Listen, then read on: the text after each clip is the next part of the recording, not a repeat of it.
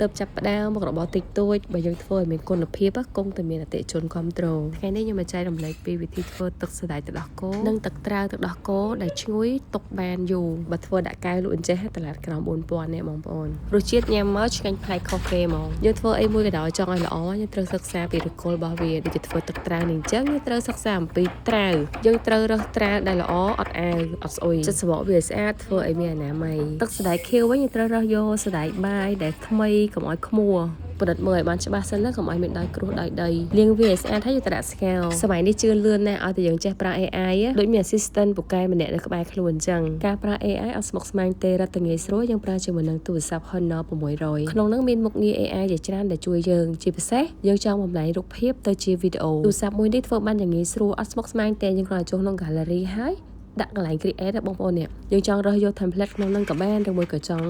ដាក់រូបខ្លួនយើងកែខ្លួនយើងក៏បានដែរដូចយើងចង់ទៅលេងនៅប្រទេសណាចង់ជួបអ្នកណាគេដែលយើងចង់ជួបយើងសេប្រាប់ជាភាសាអង់គ្លេសមកក្នុងនឹងគឺគេ generate ឲ្យយើងហើយរូបពីរស្លឹកដូចគ្នាទៅសេប្រំខុសគ្នាចេញមកខុសគ្នាដែរលយខ្លាំងមែនតើបងប្អូនហើយទូរស័ព្ទ Honor 600នេះមានមុខងារ AI ដ៏ឆ្លាតវៃហើយងាយស្រួលសម្រាប់យើងធ្វើវាយើងរើសថាប្លែកក្នុងនឹងអញ្ចឹងយើងរើសយកមកហើយដាក់រូបថតរបស់យើងមកស្លឹកគេ generate ឲ្យឯង Hello ទូរស័ព្ទដៃ Honor 600នេះមានថាមពលថ្មយក្សរហូតដល់ 7000 មីលីអាំពែអាយុកាលថ្មនឹងបានរហូតដល់ 5 ឆ្នាំកាន់តែពិសេសនោះយើងអាចផ្ទេររូបភាពវីដេអូឬមួយក៏ទិន្នន័យផ្សេងទៅកាន់ប្រព័ន្ធ iOS បានទៀតជាផ្អើលជាមួយនឹងកាមេរ៉ាមុខមានរហូតដល់ 50 megapixel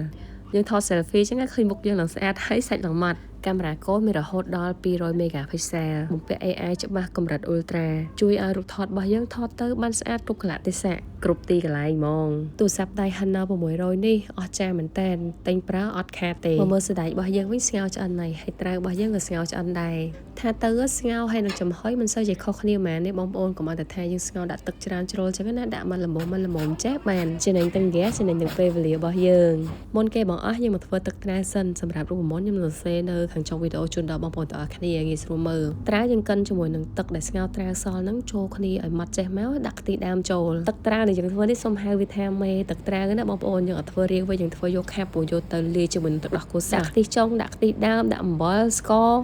កូរវានៅលើភ្លើងឲ្យឡើងពុះបើសិនជាបងប្អូនចង់ទុកវាឲ្យបានយូរណានៅពេលដែលវាចាប់ផ្ដើមពុះយើងកំណត់យក15នាទី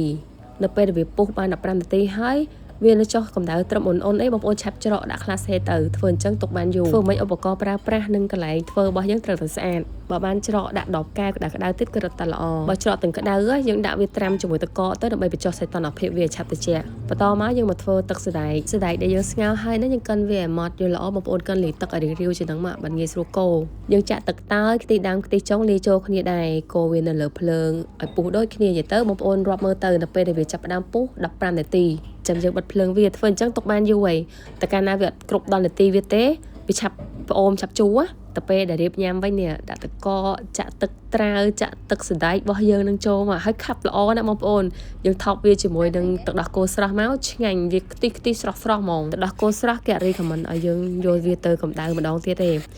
ព្រោះតែវាមាន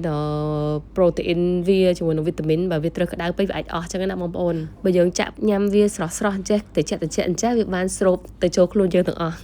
ទឹកសណ្តែកខៀវជាមួយនឹងទឹកត្រាវទឹកដោះគោយើងធ្វើបែបនេះឆ្ងាញ់ខ្លាំងមែនតើរសជាតិប្លែកបងប្អូនទាំងអស់គ្នាចង់ធ្វើលក់បានឬមួយក៏ចង់សាកធ្វើញ៉ាំសិនក៏បានដែរញ៉ាំឲ្យដឹងជាប់ចិត្តជាមួយរសជាតិនេះហើយអត់ផ្អែមពេកហើយក៏អត់សាបពេកដែរមកល្មមភ្ញៀវខ្ញុំថ្ងៃណាមាននិស្ស័យមកប៉ះចំពេលធ្វើវីដេអូហូបញ៉ាំចេះហើយម្ដងបានអ្នកម្កាវហើយឃើញអញ្ចឹងហើយបងប្អូនធ្វើបានឡើងចង់50កែវធ្វើបានច្រើនណាស់ហើយធ្វើតាមវិធីនេះងាយស្រួលទុកដាក់មិនងាយប្អូនខូចទេឲ្យតែថាយើងធ្វើឲ្យមានអនាម័យកន្លែងយើងស្អាតឧបករណ៍យើងស្អាតបញ្ចុះសីតុណ្ហភាពឲ្យបានត្រឹមត្រូវយើងច្រកវាហើយឆាប់យកទុកក្នុងទូត្រជាក់ពេលយើងចង់ញ៉ាំចឹងយើងចាក់លាយមួយដោះគោចេះមកល្អញ៉ាំហើយឆ្ងាញ់សម្រាប់វីដេអូក្រោយទៀតបងប្អូនចង់ចេះអីចង់ធ្វើអីចាំ comment នៅខាងក្រោមវីដេអូនេះមកណាបើសិនខ្ញុំអាចធ្វើបានខ្ញុំនឹងចែករំលែកជូនទៅបងប្អូនទាំងអស់គ្នាចង់ឲ្យធ្វើម្ហូបអីនៅវីដេអូបន្តបងប្អូនទាំងអស់គ្នា comment នៅក្រោមវីដេអូហើយកុំភ្លេចចុច follow page ផងណា